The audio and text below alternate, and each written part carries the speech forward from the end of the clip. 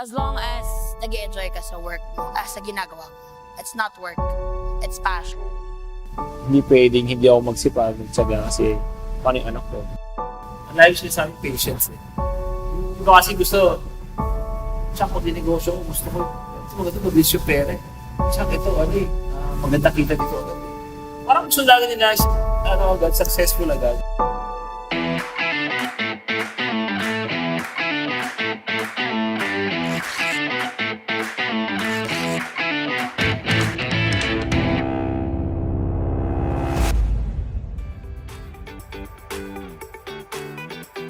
Good morning, good afternoon, and good evening to all our viewers from all over the world. We are here again for another episode of Ibulgar Mo. What is up mga kabulgar? We are up for another exciting episode because we are about to hear another inspiring story from our guests today. Mga kabulgar, please welcome the owners of the leading automotive vehicle styling and graphic design, Decal Republic, Chuck and his sister Arnelli. Hi guys. Nelly, thank you for being here tonight. Paano nag-start ang Decal Republic? Like, balik tayo nung bata. I mean, I don't know where to pick it up eh. Actually, mahaba yung story, pero siguro try ko simplihan. Nagsimula talaga kami from, talagang, hindi naman sa yung sa term, pero parang in a way squatter, parang gano'n. Nung bata kami, pag namamasyal kami, punta kami circle, nasa carpet pa nga kami, parang gano'n, tinutulak kami. But eventually, yung mother ko, from an employee, nag-try siya magawa ng business. Nagsimula talaga kami nung umpisa pa lang stickers na. Dating usong sticker yung mga service, mga not for hire. Sa mga jeep, tricycle, mga ganon. Mga ruta. Yun. And then eventually, naisip niya na parang okay siya ilako. Kasi nung time na yun, mga Caraceses, wala pa mga stickers. Right. So pumunta siya sa Banay, ma'am, tapos may dala siyang bag, nakalak nila doon. And then from there, supply sila naman. From sa QC, pumunta sila probinsya. Nagkaroon kami ng jeep, tayo sa mga probinsya, nagsusupply ng sticker. Then eventually, nagsupply na kami sa mga mall. Oh. Doon lumaki yung business.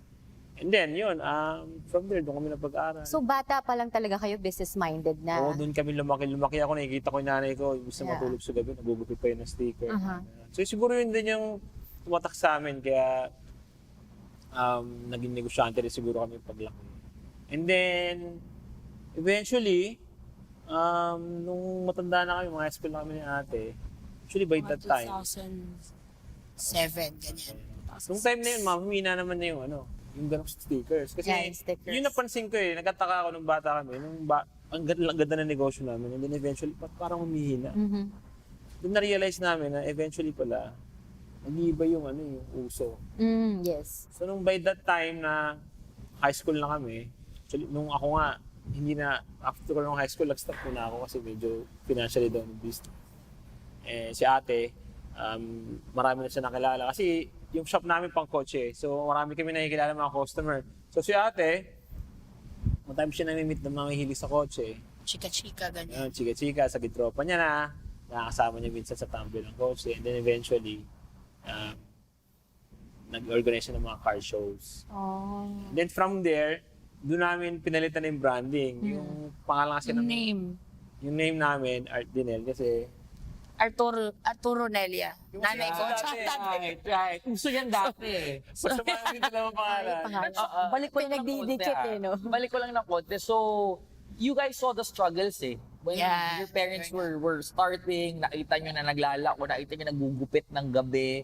And then you also saw, sabi mo kanina na nag-struggle for a time Why did you guys, bakit pa rin nyo tinuloy? Pinursu pa rin nila was it- Saka doon, silang dalawa pa. Nagkaroon sila ng, passion for it. Correct. Silang dalawa. Yung passion. Ba't ganun yung nangyari? Bakit hindi siya naging reason for you guys not to stop? Kasi yung maganda, lumaki kami, isang bahay lang kami. Aha. And then, kung saan yung bahay namin, sa taas yung parang Production. gawa ng sticker, sa baba yung sticker. So parang, minsan okay din wala kang choice. Kasi pag tumigil ka, parang yung mga ko, ganyan. And then, siguro, lumaki kami, nakikita yung problema. Hindi ko makalimutan yung mga memories na yung mga coach kami dati na hatak. Aha. Minsan po, yung mga naniningil sa mother ko, sa mga ganyan. Pero ang maganda sa kanila, pinakita namin sa kanila, actually hindi sila nagsasalita sa amin na, anak, medyo mahina na yung negosyo. Hindi nila sinasabi. Meron na siguro, sabi sa akin, nung high school na ako, after 4th year, sabi na, Chuck, stop ka muna. Pag medyo nakaluwag-luwag na, try natin. Hindi ko narinig na, wala, mahina na tayo, wala na. So wala talagang happy. Parang you were trying to just, struggles yun eh. May mga tao din kasi. Ito medyo sa amin nangyari. Nung mga teenager na kami, mga late teenager, maaga kami mga nagkaanak na. So, ang ending, parang, May responsibility na. Malalaki na. Sakit na rin nalikas. Parang ganun din kami sa bahay. Bata kami, ang laruan namin yung mga sticker.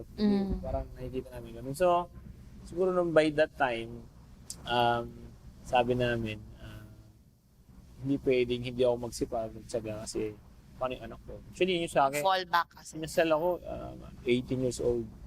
So, meantime na sobrang problemado yung business kasi hindi na uso yung talagang ginagawa namin eh. Six screen kasi siya, mga... Tapos, ginawa ko, ang maganda naman, una si ate syempre napakilala niya na yung brand sa mga car shows. And then eventually, nung bata kasi ako talaga, mahilig ako sa kotse.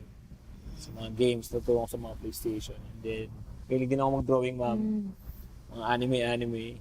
So parang napagsama ko siya, tapos syempre may negosyo kami, so meron akong parang way para mailabas yung creativity ko. Yes. Tapos yun, na-enjoy ko siguro. Yung tanong mo kasi kanina, bakit you kept going kahit parang ang hirap. Correct.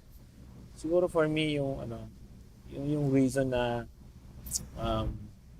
hindi yung may mga nakaasa na yung asawa ko, anak ko. Sa atin din, yung mga anak ko. Yung responsibility minsan, okay din. And at the same time, doon sa family kasi namin, never ako nakakita na parang nakita ko nanay ko na umiiyak, tapos sasabihin niya, suko. Siguro, sarili niya lang, pero never niya pinakita sa amin na parang susuko na siya. Siguro yun din ang maganda.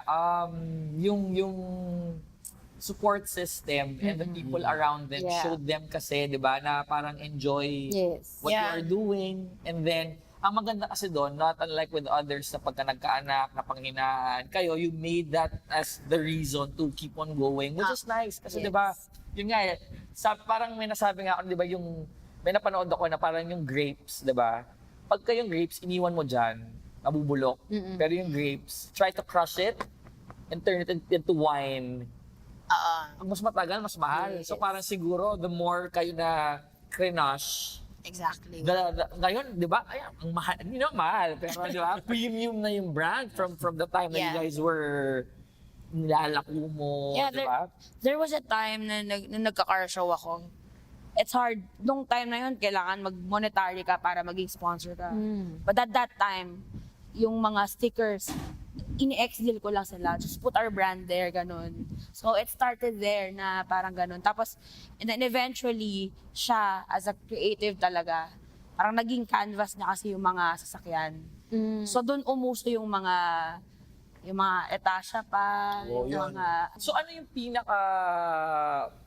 ano yung situation or yung point na you felt na okay, sikat na tayo, or malaki na tayo. Hindi man sikat, like established na sa Decal Republic. Ano yung, if there's one memory that you guys can identify na, uy, okay na tayo. Actually, hindi na maganda dyan. Napansin ko, there was a time kasi na sobrang sa tagal namin, yung mga dating gumagawa, wala na. And then, Kayo na lang talaga yung naisip. naisip. Tapos kami active pa din. Parang, may bang sinasabi, actually, hanggang ngayon, hindi ko bang kasawa sa mga car show. Parang mga... So as of now, ilang branches na meron kayo? As of now, ma'am, nakapag-open na kami 23 na branches. 23 branches. Na. Pero ano mas madami, nung pre-pandemic or after the pandemic? Actually, yun yung medyo na, bilib ako. Kasi prior pandemic, parang, mga 2018, 10, 12, and then nung pandemic, nag-stop lang konti. Pero eventually, yung iba, sa time na yun, medyo okay pa yung brand. Kita nila, pandemic, pero may mga customer pa rin sila. So naapektuhan ba kayo during pandemic? Like, kasi ang dami nagsara, ganyan. I think lahat naman, lalo na nung time na yun, siyempre, yung negosyo namin more on, hindi siya need want siya eh. Yeah. So, hindi siya essential. So, yung ginawa ko nun, nung una, sinabi ko sa mga kliyente, pero siyempre sarado kami 2 months. Buti ng time na yun, medyo nakapag-prepare. Marami nagturo sa akin na huwag pag-gastos masyado. Right. Yeah. Scaling. So, pandemic, 2 months yun. Bayad pa rin kami renta, mga tao, pero sweldo na. Actually, nung mga after 3 months, sabi ko, siguro, medyo hirap na. Tatry natin, dumiskarte, para tayo mga kliyente. So, ginawa ko noon, una pa na mga kliyente namin is Red Cross. Ambulance, yung okay. medyo dumami yun, Okay, mga okay. ambulance. Kailangan lagyan ng, Yes. kasi hindi ka pwede mag-travel, diba? Nang Right, walang right. mga branding ng So, ambulance. you found an Yeah. Yes, Yes. during pandemic, Oo, right? pandemic. Yeah. Tapos, medyo sa Galing. diskarte, meron kasi akong laser cutter sa acrylic, magawa ko sa car. Pero, sorry, sino nakaisip nun? Na tap natin itong mga Oo. ambulance. Nakakatawa, minsan, akala nila parang kami nag-isip. Minsan demand. And then from demand, you take notes ng mga, doon mo siya parang dito. Doon ko mag-focus. Dati, kailangan yung table shield, di ba? Mga acrylic. Explore nyo rin to. Yeah. Di ba, magawa Yung mga- posting, yung table shield. Sa mga po ba, yung sticker naman. Yung stickers ng elevator. Minsan talaga ganun eh. You really just have to think and look around you kasi minsan yung hinahanap mo, nandyan lang talaga. Tapos sabi ni Chuck, you really just have to observe and see, no, not just the demand in general, pero talaga kung ano yung you observe your environment. Kasi there can be gold Yeah. kung Yung- nasan ka, where you are standing right now. Yung nung pandemic kasi, 'di ba bawal din na pumunta sa shop, ganyan. So yung maraming umu-order, nag-post kami online na yung mga social distancing stickers. So yun, hindi naman yun in Okay, contact. talagang sumabay sila. Oo, Galing. so yun. Di ba from naglalako to opening to a mall, if there's one lesson or learning that you want to share to our viewers na gusto mag-start ng business, ano yung pwede yung, especially yun nga, nakita yung struggle and it did stop you from, From exploring making your business grow. What would that lesson that you can share to our viewers? Ang layo siya sa aming patience eh. Yung iba kasi gusto, tsaka kung dinegosyo ko, gusto ko, maganda mabilis yung pera eh. Tsaka ito, maganda kita dito agad eh. Parang gusto lagi nila, agad, successful agad. Parang, Yeah. alam mo, kami in some ways, 2 decades din naman bago napalaki siya. So, kailangan, when you start a business, dapat, gusto mo siya, nasa tingin mo kahit 5 years, sakto lang yung kita mo, kaya mo siya i-sustain, kaya mo siya i-enjoy. Kasi, kung nagsimula ka agad ng business sa sinisip ko, paano mababawi yung puhunan, Yes. paano pag nalubi ako, yung iisip mo na agad yung mga pwedeng mangyari ng wala eh. Well, nung una yung mga bashing, naapektuhan kami. Minsan, hinahide namin gets yung to mga, you. but sa dulo, parang maiisip mo, it's part of it eh. Yeah. So minsan parang, pagka binash ka, okay, ibig sabihin, effective ka. Diba? So ibig sabihin, napansin ka. Yes. So I think, for me right now, yung mga bashing, hindi na namin masyadong as long as nag-enjoy ka sa work mo, sa ginagawa mo. It's not work. It's passion. And at the same time, yun yung bread and butter mo. And you don't get tired. Yeah, you don't get tired, especially pag interested ka.